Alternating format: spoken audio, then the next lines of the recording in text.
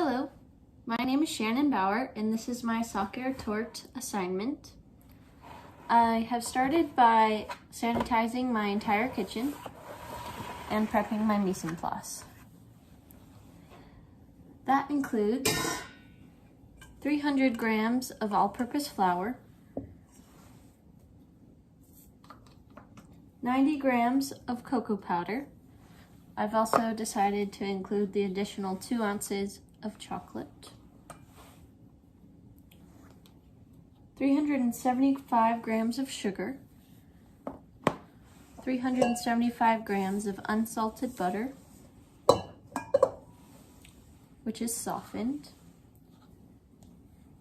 90 grams of hazelnuts, which are ground and toasted,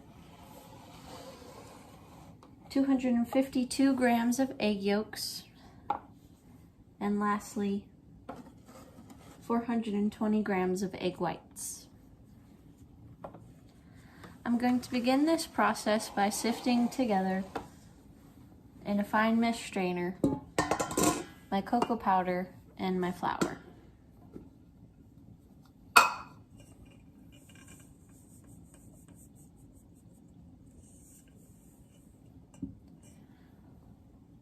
I'll finish this up and then we can start creaming together the butter and sugar. I've set up my stand mixer with a paddle attachment and now I'm going to cream together the butter and sugar on medium speed.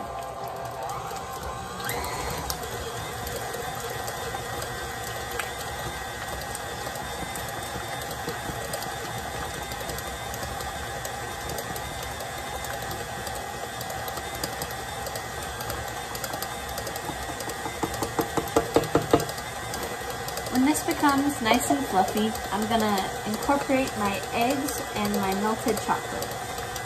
My butter and sugar is nice and light and fluffy.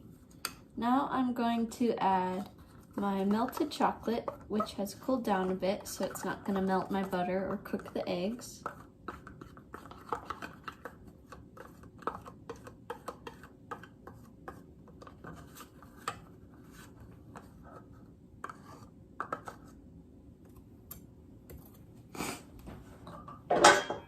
And I'm gonna start this at a low speed, get that incorporated.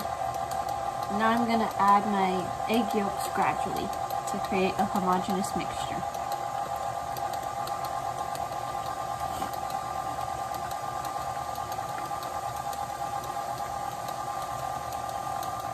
Now that my wet mixture is complete, I'm going to add my dry ingredients and fold those together.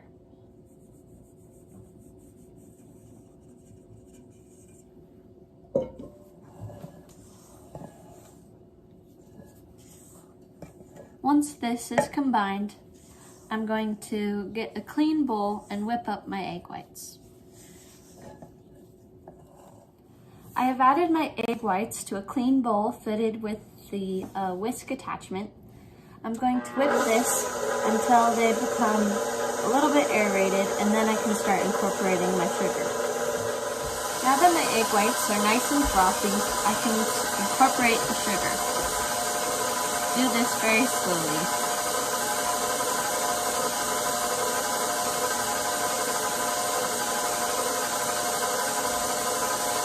Once all the sugar is incorporated, I'm going to whip this to stiff peaks. My egg whites are at nice, stiff, glossy peaks, so I'm going to stop here. And I'm going to start by incorporating a quarter of this egg white mixture into my butter, flour, cocoa powder, etc. That's going to help lighten up the batter and make it easier to incorporate the rest of the egg whites and keep all of that air intact. Now that this mixture has become a lighter and more mixable consistency, I'm ready to add that back into the rest of my eggs whites and fold that gently.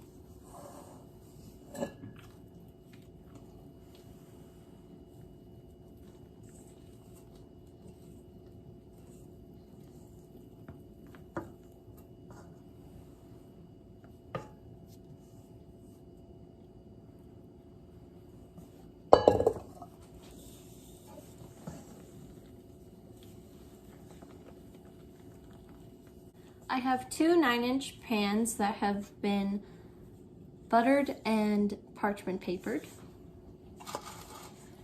Now I'm going to evenly divide my batter, which is nice and light and fluffy, into both of these pans. I've smoothed out the batter in the pan to have a nice flat top. And now I'm going to add it to a 350-degree oven for 35 to 45 minutes.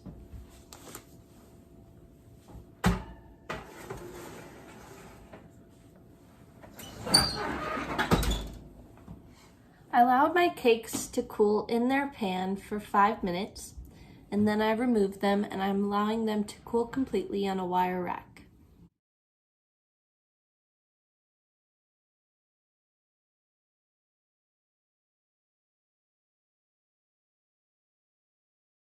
I have started by sanitizing my entire kitchen and preparing my mise en place, which includes ingredients for my ganache, which are chopped dark chocolate. I chose 60%, heavy cream, sugar, corn syrup, and butter. I also have apricot preserves to use as a filling and to make the apricot glaze, and some pre-prepared icing. To prepare my cakes, I have used a cake leveler set to level 6, and I use that on a level surface just to remove the tops and make them perfectly even.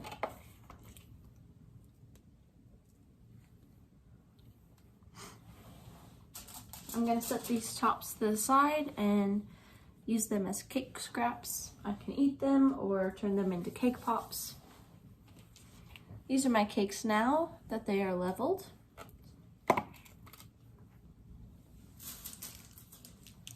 I'm going to pipe a ring of icing around them to help my apricots or my apricot preserve stay inside of my cake. This will act as a little dam so that when I put the top layer on, it doesn't ooze out of the sides.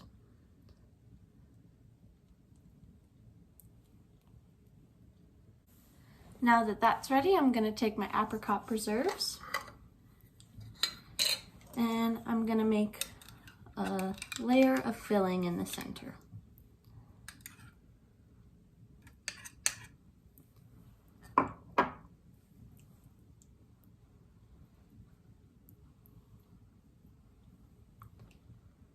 I want to be careful not to put too much on so that it doesn't go over the ring of buttercream that I've created.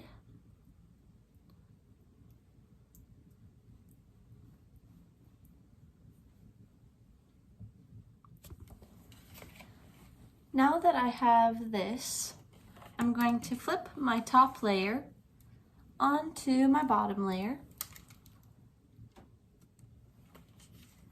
and line up my sides nicely.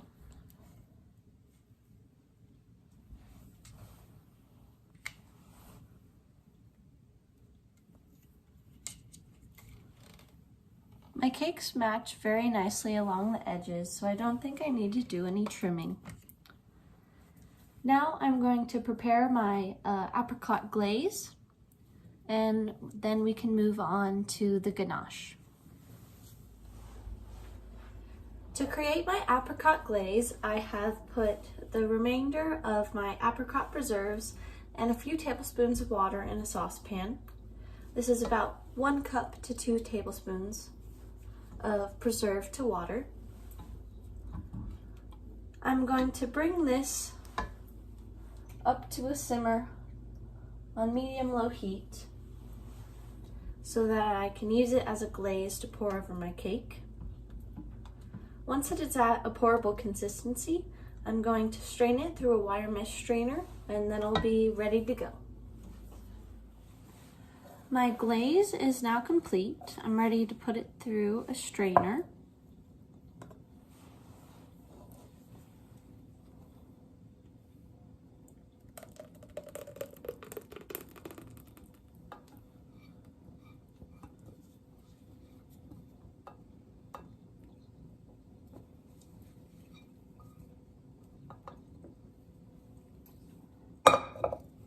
I'm going to push all this through my sieve, and then we can pour it on the cake.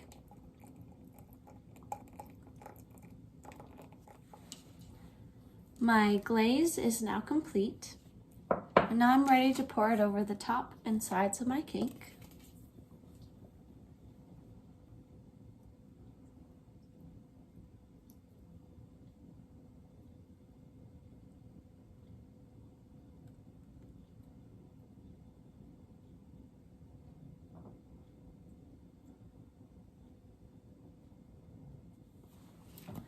Now that my cake is completely glazed on all sides, I'm going to put this in the fridge, allow it to chill, while I prepare my ganache.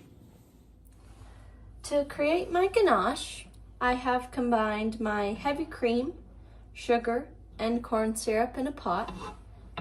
And I'm going to bring this to a simmer over medium heat.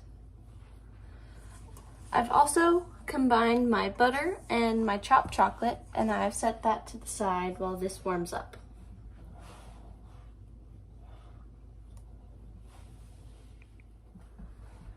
The cream and sugar mixture has come to a boil, and now I'm ready to pour this over our chocolate.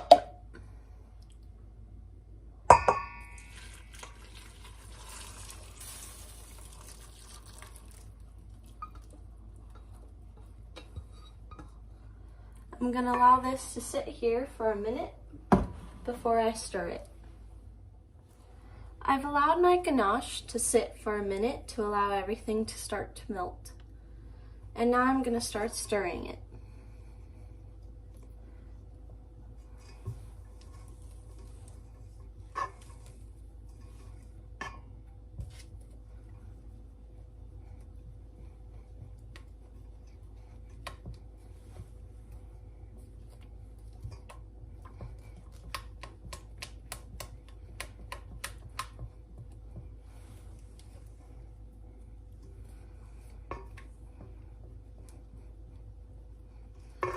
My ganache is nice and emulsified. It's pretty thin right now, so I'm going to allow it to cool for just a minute or two, and then I can pour it on my cake. I'm just going to pour this right on top.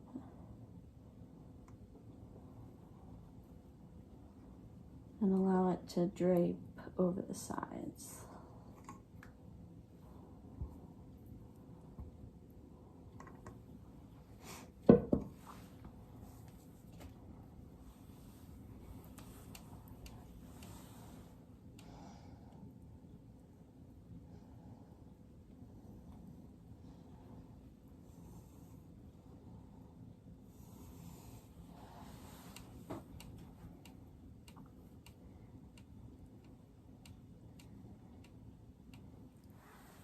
I have transferred my cake to a Lazy Susan, and I have gotten out a cake comb, and I'm going to run this edge along the sides to create a pattern.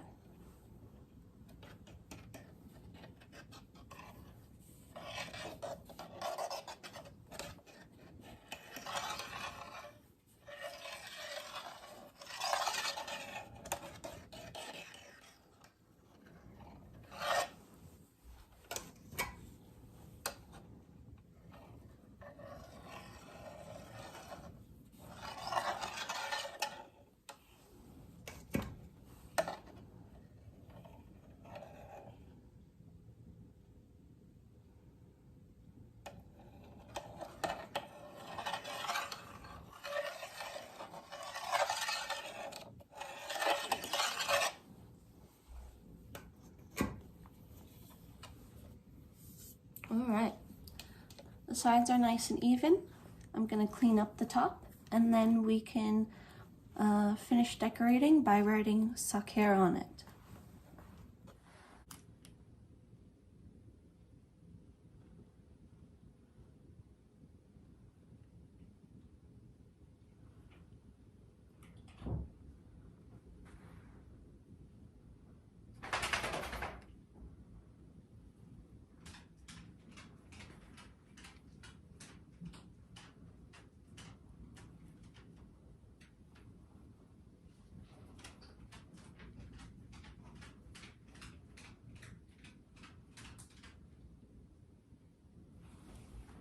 All right. Now that that is complete, I'm going to set this in the fridge to finish chilling.